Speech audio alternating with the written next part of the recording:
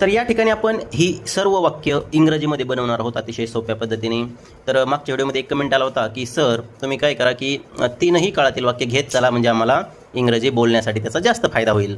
तर पहा, त्यांच्या कमेंटचा आदर करून मी ही जास्त वाक्य तीनही काळातील बनवलेली आहेत. चला बनवूया आपण इंग्रजीमध्ये. आता बघा, पहिलं वाक्य आहे पोपट पेरू खातो. आता पेरू खातो या ठिकाणी आहे साधा वर्तमान काळ. आता इंग्रजी वाक्य कसं होईल हे बघा. तर एकदम सिंपल टेक्निक वापरायची.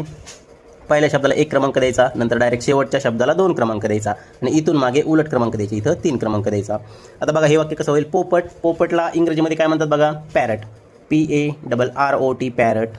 खातो, खातोसाठी खाणे म्हणजे ईट, आणि पॅरटसाठी हा तृतीय पुरुष एकवचनी करता असल्यामुळे इट्स, EATS, इट्स मुख्य क्रियापदाला एस प्रत्यय लागलेला आहे. आणि पेरू गवा, GUAVA गवा.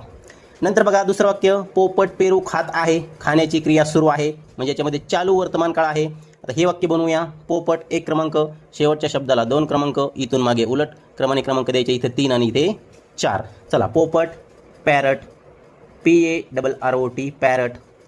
आता आहेसाठी इज, आहेसाठी इज. खात, आता खाण्याची क्रिया सुरू आहे. मी बऱ्याच व्हिडिओमध्ये तुम्हाला सांगितलेलं आहे की जर क्रिया सुरू असेल तर मुख्य क्रियापदाला ING प्रत्यय येईल. मग मुख्य क्रियापद काय आहे, इट, मग इटिंग, मुख्य क्रियापदाला ING प्रत्यय, इटिंग. आणि बघा खातसाठी इटिंग घेतलं, पेरू गवा,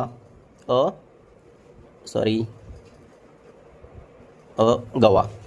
तिसरं वाक्य, पोपटाने पेरू खाल्ला.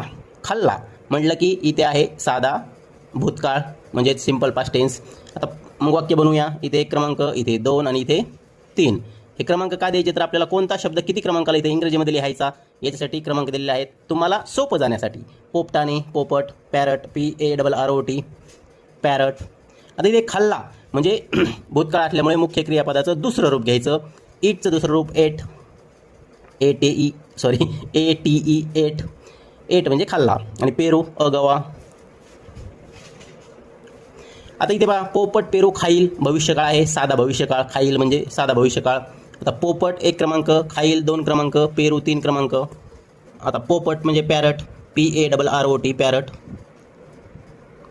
खाईल, आता बघा भविष्यकाळ असल्यामुळे अगोदर इथं विल घ्यायचं आणि नंतर इट घ्यायचं.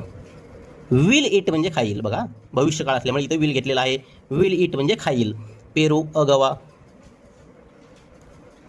तर पहा, एवढ्या सोप्या पद्धतीने तुम्ही इंग्रजी बोलू शकता, वाक्य बनवू शकता.